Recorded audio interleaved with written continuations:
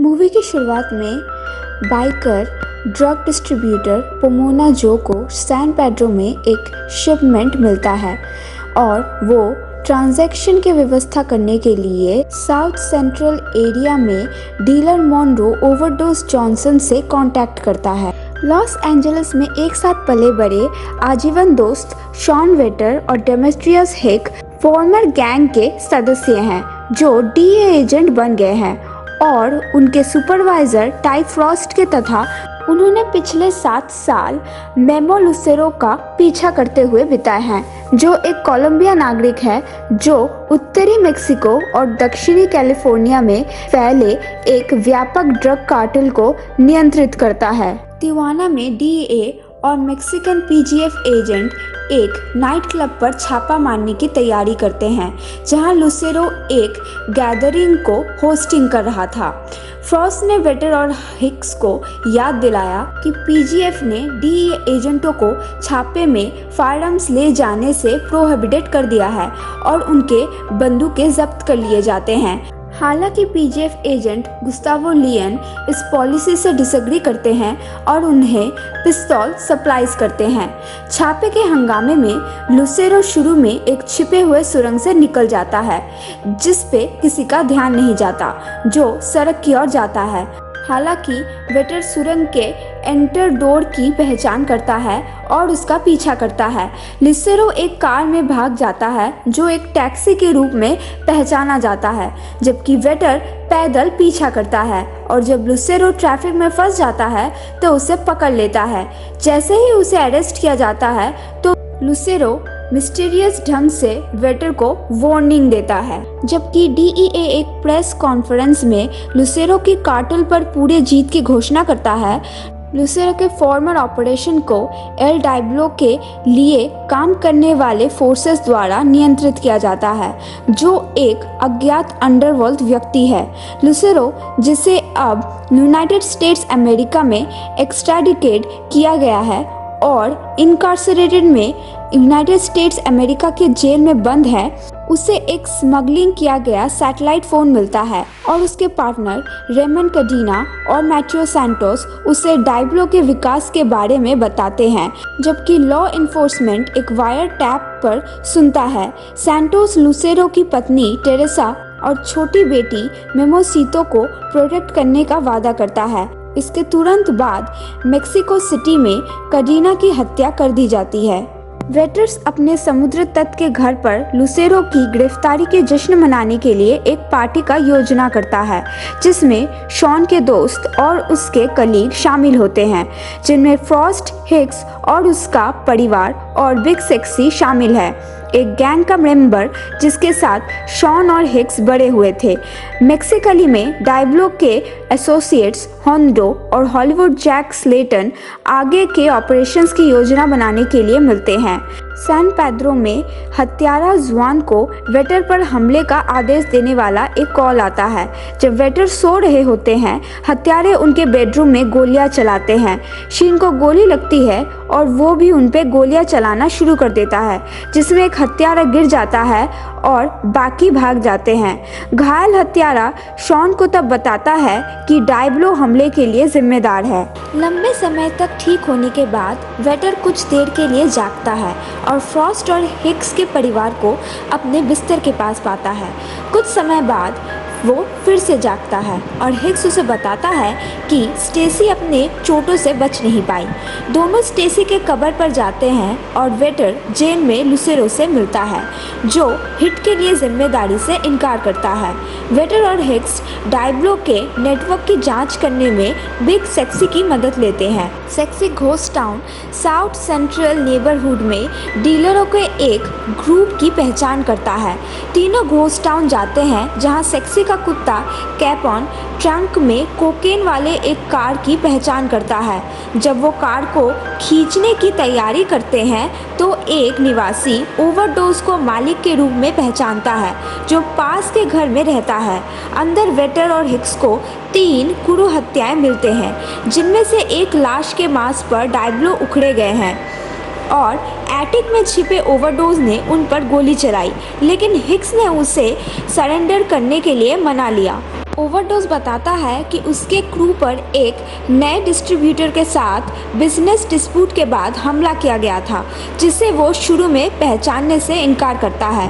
Waiter अपने revolver में एक राउंड घुमाता है और ओवरडोज को डराने के लिए ट्रिगर खींचता है।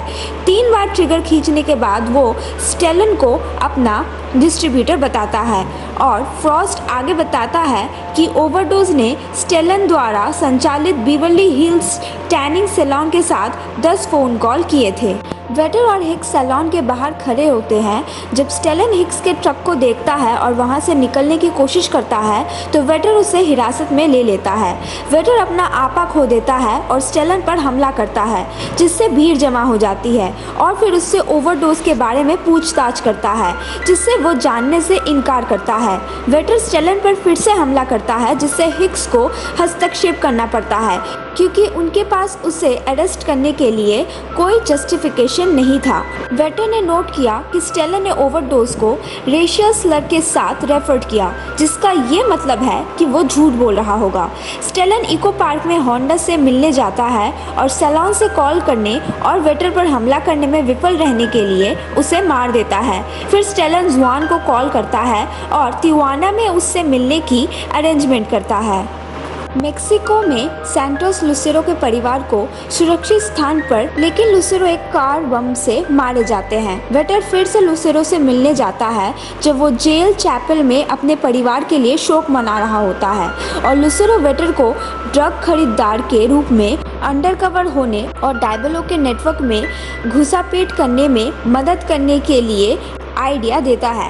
वेटर और हिक्स बाहरी राज्य के ड्रग डीलरों के रूप में पोमोना जो के नॉरवॉक स्ट्रिप क्लब में जाते हैं और सेल के लिए बातचीत करते हैं।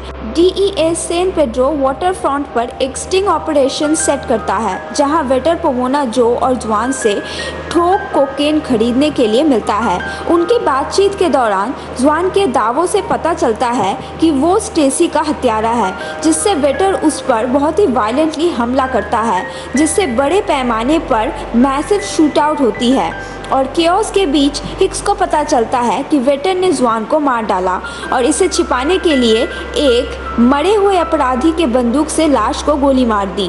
गोलीबारी में 3 DEA एजेंट मारे जाते हैं और फ्रॉस्ट वेटर को साइकाट्रिक एवोल्यूशन के लीफ पेंटिंग के छुट्टी पर भेज देते हैं। वेटर फिर से लुसेरो से मिलने जाता है, जो उससे विजिलेंट के रूप में अपने जांच जारी रखने के लिए उसे इनकरेज करता है और एक सेफर जेल में ट्रांसफ़र के बदले में मेक्सिको में डायबलो के पैसे के ठिकाने का पता बताता है।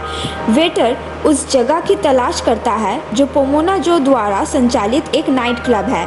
वो क्लब पर छापा मारने में मदद करने के लिए हिक्स को बुलाता है, जो मना कर देता है और बिग सेक्सी का क्रू जो सहमत हो जाता है। हिक्स वेटर को छापे से रोकने की कोशिश करता है, लेकिन आखिर में शामिल हो जाता है। जो को बंदूक की नोक पर रखते हुए वेटर और हिक्स उसे रेगिस्तान में स्टेलन के साथ कैश ड्रॉप आउट के लिए मजबूर करते हैं। वहां पहुंचने के बाद वो स्टेलन पर घात लगाते हैं और उसे तब तक पीटते और धमकाते हैं जब तक वो ये नहीं बता देता कि योजना मेक्सिकली में डायबलो के आदमियों को पैसे पहुंचाने की है। वेटर और हिक्स पैसे में एक ट्रैकिंग डिवाइस छिपाते हैं और स्टेलन के प्लेन में छिप जाते हैं जब तक कि वो डिलीवरी पूरी नहीं कर लेता।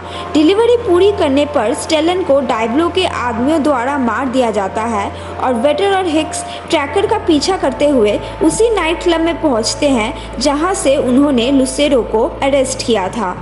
वेटर और हिक्स अब एक फ्लोरेट से भरे हुए छिपे हुए सुरंग के जरिए क्लब में घुसते हैं और अंदर वेटर सैंटोस को ढूंढता है, जो उसे एल डायबलो के रूप में बेनकाब करता है। लेकिन सैंटोस मजाकिया ढंग से इस बात से इनकार करता है क्योंकि एक हेंचमैन वेटर पर चुपके से हमला करता है।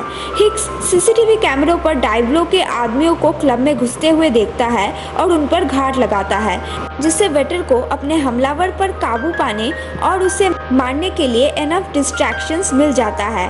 वेटर सुरंग के जरिए सैंटोस का पीछा करता है और सैंटोस उसके पैर में गोली मारता है और लगभग उसे डुबो देता है। इससे पहले कि वेटर उसे गोली मारकर मार डालता, वो उसे मार डालता है। जब वेटर और हिक्स मेक्सिको में होते हैं तो लुसेरो का जेल ट्रांसफर शुरू होता है, लेकिन गनमैन ने उसके बस पर हमला किया और उसे छोड़ दिया। ये पता चलता है कि डायब्लो असल में लुसेरो द्वारा अपनी शक्ति को मजबूत करने के लिए एक चाल थी। वेटर अब लंगड़ाते हुए और अनआर्म्ड अपने छोटे से कोलंबियन होम टाउन में लुसेरो से भिड़ जाता है और बॉडीगार्ड से घिरे हुआ लुसेरो वेटर के बदला लेने की कोशिश की फ्यूटिलिटी का मजाक उड़ाता है। वेटर जवाब देता है कि वो केवल लुसेरो को अरेस्ट करने आया है, क्योंकि आधे उसके बॉडीगार्ड खुद को अंडरकवर डीए एजेंट बताते हैं और अरेस्ट में उसकी मदद करने के लिए कोलंबियन सेना शहर में धावा बोलते हैं। वेटर और हिक्स यहाँ फिर से स्टेसी के कब्र पर जाते हैं और वेटर उसे बताता है कि हालांकि वो अभी भी शोक मना रहा है, लेकिन उसे शांति मिल गई है।